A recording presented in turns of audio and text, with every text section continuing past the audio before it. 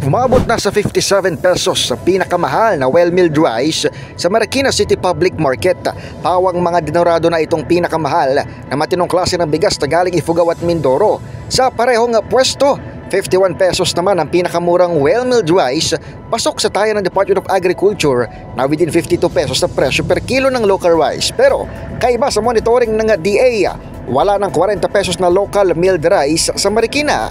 Kasama ang Marikina Public Market sa mga sinuyod ng DA monitoring para sa price range na 42 hanggang 52 pesos per kilo ng well-milled na bigas. Pero ayon sa isang may-ari ng bigasan na si Miss Susie Ong, 48 sana ang pinakamurang bigas hanggang kahapon, pero naubos na ito para ngayong araw.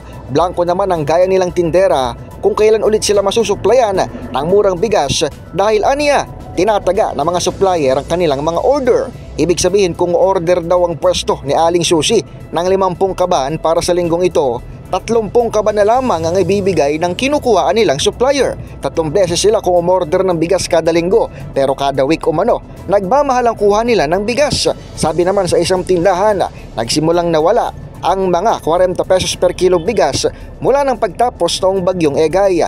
Ilan tuloy sa mga bumibili ng bigas, pinipilahan ang 50 pesos per kilo kung hindi may napapanganga, at kung pwede nga lang magkamot ng ulo, magkakamot dahil ang una mong maririnig ay panghihinayang sa kawalan ng mas murang presyo ng bigas.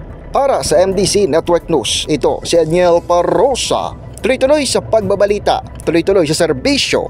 Sama-sama tayo, Pilipino.